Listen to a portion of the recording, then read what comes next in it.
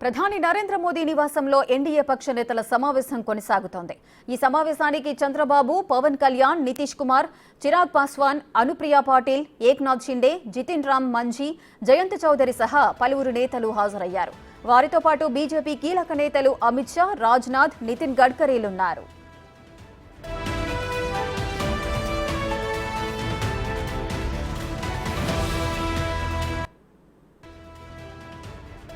మరింత సమాచారం మా ప్రతినిధి శివ లైవ్ లో అందిస్తారు. శివ, ప్రధాని నరేంద్ర మోదీ నివాసంలో ఎన్డీఏ పక్ష నేతల సమావేశం అయితే కొనసాగుతోంది. సమావేశానికి ఎవరెవరు హాజరయ్యారు? ఏ అంశాలపై చర్చ జరిగే అవకాశాలు కనిపిస్తున్నాయి? 4 గంటలకు ప్రధాని నరేంద్ర మోడీ నివాసంలో ఎన్డీఏ కూటమి పక్ష నేతల సమావేశం ప్రారంభమైంది. ఈ సమావేశానికి ఆంధ్రప్రదేశ్ నుంచి టీడీపీ అధినేత చంద్రబాబు, జనసేన అధినేత పవన్ కళ్యాణ్, జేడీయూ బీహార్ ముఖ్యమంత్రి నితీష్ కుమార్, జితిన్ రామ్ మంఝీ, అలాగే చిరాగ్ పాస్వాన్ హాజరయ్యారు. వీరితో పాటు బీజేపీకి సంబంధించిన అగ్రనేతలు కూడా ఈ సమావేశానికి హాజరైనట్టుగా కూడా తెలుస్తోంది. ప్రధానంగా ఎన్డీఏ కూటమిలో ఉన్న అనుప్రియ పాటిల్, ఏక్నాథ్ షిండే, జితిన్ రామ్ మంఝీ, జయంత్ చౌదరి వీరందరూ కూడా ఎన్డీఏ కూటమిలో మిత్రపక్షాలుగా ఉన్నారు. వీరందరితో కలిపే 293 స్థానాలు వచ్చినట్లుగా కూడా తెలుస్తోంది. మొత్తంగా చూసుకుంటే ఎన్డీఏ కూటమిలో సింగిల్గా ప్రభుత్వాన్ని ఏర్పాటు చేసే మ్యాజిక్ ఫిగర్ అనేది బీజేపీకి రాకపోవడంతో ఎన్డీఏ మిత్రపక్షాలతో కలిపి మాత్రమే ఇప్పుడు ప్రభుత్వాన్ని ఏర్పాటు చేయబోతోంది. 3వసారి ప్రధానిగా నరేంద్ర మోడీ ప్రమాణ స్వీకారం అనేది 8వ తేదీన చేయబోతున్నారు. ఇక ఎన్డీఏ కూటమిలో ఉన్న మిత్రపక్షాల పార్టీలందరూ కూడా మేము ఎన్డీఏలతోనే ఉన్నాము, ఎన్డీఏకి మద్దతు పలకబోతున్నాము అంటూ కూడా బీజేపీకి భాగస్వామ్యంతో ఎన్డీఏ కూటమి ఏర్పాటు కాబోతోంది. ప్రధానిగా నరేంద్ర మోడీ ప్రమాణ స్వీకారం చేస్తారు. ప్రధానిగా నరేంద్ర మోడీకి మేము మద్దతు తెలుపుతామనేది ఈ సమావేశం ఉద్దేశంగా తెలుస్తోంది. ఈ సమావేశంలో వారందరూ కూడా సంతకాలతో కూడిన లెటర్ను అంటే అనుమతిస్తున్నట్లుగా కూడా, అంటే ఎన్డీఏ కూటమికి మేము మద్దతు పలుకుతున్నాము, పీఎంగా నరేంద్ర మోడీని అంగీకరిస్తున్నామని తెలిపేందుకు ఈ సమావేశం ఏర్పాటు చేశారు. దీనిలో పలు కీలక నిర్ణయాలు తీసుకోబోతున్నారు. ఎవరైతే దీంట్లో కూటమిలో కీలకంగా వ్యవహరించబోతున్నారో, అంటే బీజేపీ తర్వాత అత్యధిక స్థానాలు వచ్చిన టీడీపీ, తర్వాత జేడీయూ, ఇతర కూటమి నేతలు, ఇటు జనసేన కానీ ఇటు ఇతర పార్టీలకు సంబంధించిన చిరాగ్ పాస్వాన్, జితిన్ రామ్ మాంఝీ, ఇలా జయంత్ చౌదరి వీరందరూ పార్టీలకు సంబంధించిన నేతలందరూ హాజరైన నేపథ్యంలో వారికి ఇటు కేంద్ర కేబినెట్కి సంబంధించి కూడా ఈ సమావేశంలో చర్చలు జరిగే అవకాశం కనిపిస్తోంది. ఇక బీజేపీ తరఫున అగ్రనేతలు, గతంలో బీజేపీ జాతీయ అధ్యక్షులుగా పనిచేసిన రాజ్నాథ్ సింగ్, నితిన్ గడ్కరీ, మరోవైపు కేంద్ర హోంమంత్రి అమిత్ షా, జేపీ నడ్డా వీరందరూ కూడా హాజరైనట్టుగా తెలుస్తోంది. వారి వారి అభిప్రాయాల మేరకు ఈ ప్రధాని నరేంద్ర మోడీ, ఇతర కూటమి పక్షాల నేతలు ఎవరైతే ఉన్నారో పార్టీలకు సంబంధించిన అగ్రనేతలందరూ కూడా హాజరైన నేపథ్యంలో ఈ సమావేశం ప్రాధాన్యత సంతరించుకుంది. ఇప్పుడు ఎన్డీఏ కూటమికి మేము మద్దతు పలుకుతున్నామని చెప్పడంతో పాటు ప్రభుత్వ సంబంధించి పరిపాలనా విధానాలకు సంబంధించి ప్రభుత్వ పాలనకు సంబంధించి కానీ ప్రభుత్వ ఏర్పాటుకు సంబంధించి కూడా ఈ సమావేశంలో నిర్ణయాలు తీసుకునే అవకాశం కనిపిస్తోంది. గతంలో ఎన్డీఏ కన్వీనర్గా చంద్రబాబు ఉన్నారు. అదేవిధంగా ఇప్పుడు కూడా ఎన్డీఏ కన్వీనర్గా చంద్రబాబును పెట్టాలనే ప్రతిపాదన కూడా వచ్చినట్లు తెలుస్తుంది. దానికి సంబంధించి ఒక ప్రచారం కూడా జరుగుతోంది. కానీ అది ఎంతవరకు నిజమనేది కూడా అధికారికంగా ప్రకటన రావాల్సి ఉంది. దానికి సంబంధించి కూడా ఇప్పుడు ప్రధానంగా ఈ ఇండియా కూటమి సమావేశంలో చర్చలు కొనసాగే అవకాశం అయితే ఉంది. ఇటు పవన్ కళ్యాణ్కి సంబంధించిన 2 స్థానాల్లో కూడా ఒకరికి కేంద్ర కేబినెట్లో స్థానం కల్పించే అవకాశం ఉన్నట్లుగా కూడా సమాచారం అయితే అందుతోంది. ఇలా ప్రతి ఒక్కరికి కూడా దీనిలో ఎవరైతే ఎన్డీఏ కూటమిలో భాగస్వాములు ఉన్నారో ప్రతి ఒక్కరికి కేబినెట్లో చోటు కల్పించడం, కానీ ఎవరెవరికి ఎన్ని స్థానాలు, ఎవరెవరికి ఎన్ని పోర్ట్ఫోలియోలు కేబినెట్లో మంత్రి పదవులు ఇస్తారు అనేది కూడా క్లారిటీ లేదు, ఎవరు కూడా అధికారికంగా చెప్పని పరిస్థితి. కానీ ఇక్కడ టీడీపీకి సంబంధించి మాత్రం కొన్ని కీలక పోర్ట్ఫోలియోలు ఇస్తారు అనేది ఇటు జాతీయ మీడియాలో ప్రచారం జరుగుతోంది. కానీ అది అధికారమా అనధికారం అనేది తెలియదు. కానీ ఇటు స్పీకర్ కావాలి, మరోవైపు కేంద్ర ఫైనాన్స్ మినిస్టర్, కేంద్ర ఐటీ కమ్యూనికేషన్, కేంద్ర అగ్రికల్చర్ మినిస్ట్రీ, ఇలా ప్రతి ఒక్కటి కూడా దాదాపు 4-5 మినిస్ట్రీలు, కీలక మినిస్ట్రీలు ఇస్తారు అనే ప్రచారం జరుగుతోంది. కానీ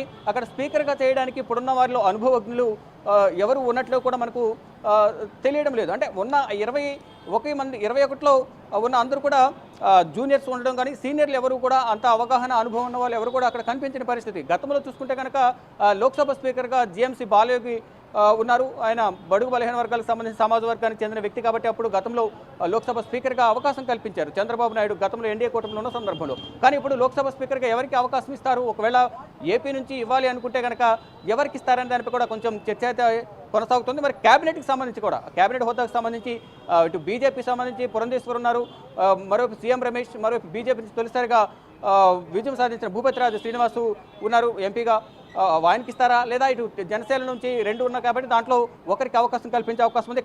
టీడీపీకి సంబంధించి 16 లోక్సభ స్థానాలు ఎవరికి ఎన్ని పోర్ట్ఫోలియోలు ఇస్తారు, చంద్రబాబు ఎన్ని డిమాండ్ చేయబోతున్నారు అంటే పోర్ట్ఫోలియోలు కాకపోయినా రాష్ట్రానికి సంబంధించిన నిధుల విషయంలో కానీ రాష్ట్ర అభివృద్ధికి సంబంధించి కానీ ఏమేమి డిమాండ్లను కేంద్ర ప్రభుత్వం ముందు ప్రధాని నరేంద్ర మోడీ ముందు చంద్రబాబు ఉంచబోతున్నారనే చర్చ అయితే కొనసాగుతుంది. కానీ ఈ రోజు ఎటువంటి నిర్ణయాలు తీసుకుంటారు అనే దానిపై చర్చలు కొనసాగుతున్నాయి. అంటే ఒకటి మద్దతు తెలపడంతో పాటు భాగస్వామ్య పక్షాలకు ప్రధాని నరేంద్ర మోడీ నుంచి ఎటువంటి హామీ లభిస్తోంది అంటే రాష్ట్రాల అభివృద్ధికి సంబంధించి రాష్ట్రం అభివృద్ధి చేయడానికి ఇప్పటివరకు అభివృద్ధి ఏ విధంగా అయితే కుట్టుపడిందో, మరి ముఖ్యంగా చూసుకుంటే ఆంధ్రప్రదేశ్లో పోలవరం కానీ రాజధాని ఇతర నిధులకు సంబంధించి ఏవైతే రాష్ట్ర విభజన సమయంలో రావాల్సిన నిధులకు సంబంధించి కూడా తెలంగాణ నుంచి రావాల్సిన నిధులు కానీ కేంద్ర ప్రభుత్వం నుంచి రావాల్సిన సహాయ సహకారాలు కానీ ఆర్థిక సంఘం నుంచి ఆర్థిక శాఖ నుంచి రావాల్సిన నిధుల విషయంలో కూడా ప్రధానంగా మొండి చేయి చూపించింది గత 10 సంవత్సరాల కాలంలో. దానికి సంబంధించి కూడా ప్రధానంగా కొన్ని హామీలను ప్రధాని నరేంద్ర మోడీ నుంచి చంద్రబాబు తీసుకునే అవకాశం కనిపిస్తుంది.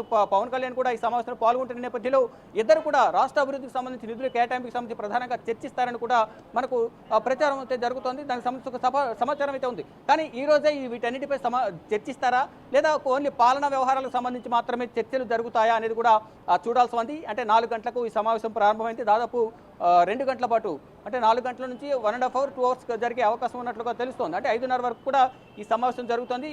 జరిగే అవకాశం ఉంది. ప్రధాని నరేంద్ర మోడీ నివాసంలో ఒక్కొక్కరి అభిప్రాయం తీసుకుని అవి ఎంతవరకు ఇంప్లిమెంట్ చేయడానికి అవకాశం ఉంటుంది, పాలన పరంగా ఆయా రాష్ట్రాల్లో ఏ విధంగా ఉంది, ఆర్థికంగా నిధులు ఏ విధంగా సమకూర్చాలి, ఎప్పటి వరకు ఏ విధంగా ఉంది, ఇప్పుడు 3వసారి కేంద్రంలో బీజేపీ అధికారంలోకి రాబోతుంది కాబట్టి ప్రధాని నరేంద్ర మోడీ ప్రభుత్వం ఎన్డీఏ కూటమి ప్రభుత్వం ఏ విధంగా నెక్స్ట్ అన్ని రాష్ట్రాల కూటమిలో ఉన్న రాష్ట్రాలకు ఏ విధంగా నిధులను కేటాయించబోతుంది, ఎటువంటి పోర్ట్ఫోలియోలను ఇవ్వబోతుంది, తదుపరి పాలన ఏ విధంగా ఉండబోతుంది, ఏ విధంగా పాలన అందించాలి అనే విషయాలపై కూడా ఈ 4 గంటలకు ప్రారంభమైన ఎన్డీఏ కూటమి సమావేశంలో చర్చలు జరుగుతున్నట్టుగా తెలుస్తుంది.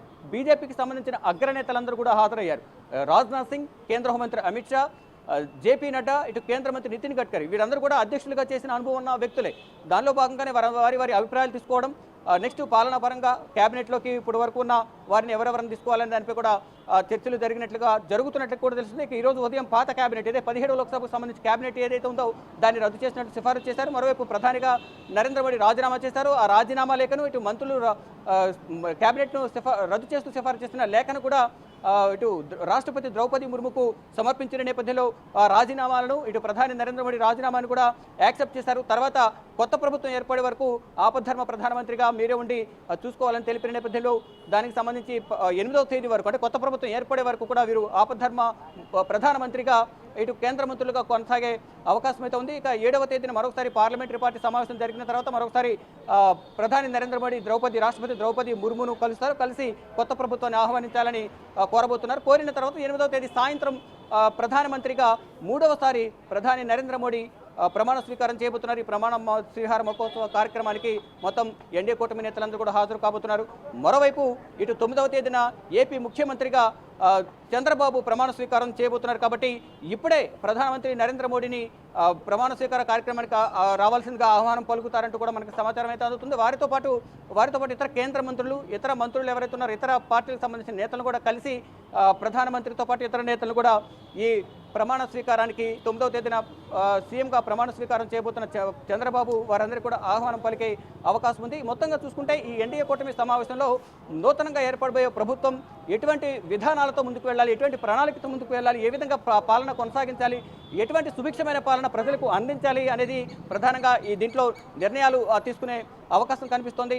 ఇక సాయంత్రం 5:30, 6 గంటల వరకు ఈ సమావేశం జరగబోతోంది. పలు కీలక నిర్ణయాలు తీసుకోబోతున్నారు. ఇటు ప్రధానమంత్రిని ఎన్నుకోవడంతో పాటు ప్రధానమంత్రిగా నరేంద్ర మోడీని ఎన్నుకుంటారు. మరోవైపు ఇండియా కూటమికి మా మద్దతు ఉంటుందని తెలపడంతో పాటు మరోవైపు ఇక పోర్టుఫోలియో ఇంతకుముందు చెప్పినట్టుగా కేంద్ర క్యాబినెట్లో ఎవరెవరికి ఎన్ని శాఖలు ఇస్తారు, ఎన్ని మంత్రి పదవులు ఇస్తారు అనే దానిపై కూడా చర్చలు జరగవచ్చు అనేది మరొక ప్రచారం అయితే జరుగుతుంది. మొత్తంగా అధికారికంగా ఈ సమావేశం ముగిసిన తర్వాత ఎటువంటి నిర్ణయాలు తీసుకున్నారు, ఎటువంటి చర్చలు చేశారు, ఏ పార్టీకి ఎన్ని కేంద్ర మంత్రి పదవులు ఇవ్వబోతున్నారు అనే దానిపై అధికారికంగా మనకు ఈ సమావేశం ముగిసిన తర్వాత తెలిసే అవకాశం అయితే కనిపిస్తోంది. Rekha. Right, thank you Shiva, thanks for the live details.